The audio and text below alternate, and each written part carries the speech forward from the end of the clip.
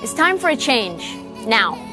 MLB, New York Yankees, I hope you're listening.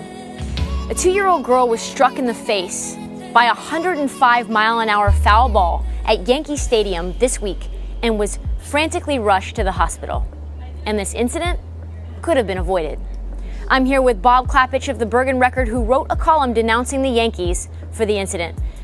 Bob, thanks for joining us. First question, how did this happen? Could this have been avoided? Well, I think this is just a confluence of bad luck, bad circumstances, a little girl being in the wrong place at the wrong time. Don't know if protective netting, in this case, would have helped her. She was too far away from the third base dugout, too far away from any proposed measures, enhanced measures to protect fans. I just think that this one particular case was unavoidable. It's like I said, it was just bad luck. Except for bringing your 2-year-old to the game or sitting in the foul area, correct? If you're going to bring a 2-year-old girl to the ballpark, a 2-year-old child, you really have to sit far, far away from the action. That's the only way to protect yourself. Major League Baseball suggested before 2016 that teams protect the area to at least the home plate edge of both dugouts. Some clubs have complied, the Yankees have not. Why is this not mandatory?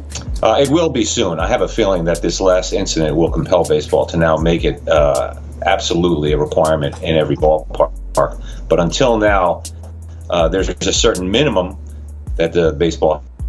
It's like telling teams and ballparks how to configure their dimensions, like how far right field should be away from home plate, how close the stand should be to home plate. Each club likes to have its own particular signature, its own particular profile to make it unique from the other 29. In terms of safety now, I think it's a no-brainer. I think all clubs are going to have to conform to a certain standard.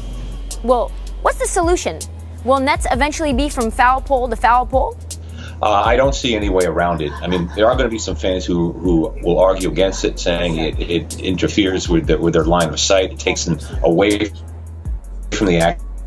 Intimate if there's something between them and the game in front of them, but I just don't think it's worth the risk anymore. I mean, how close do we have to come to an actual tragedy for something to take place, for reform to be enacted? I think at this point we're going to see movement in that direction. Eventually there will be some sort of netting from, well, as much as some fans will argue against it. All right, Bob, thank you so much for joining us, and please keep us updated as you know more.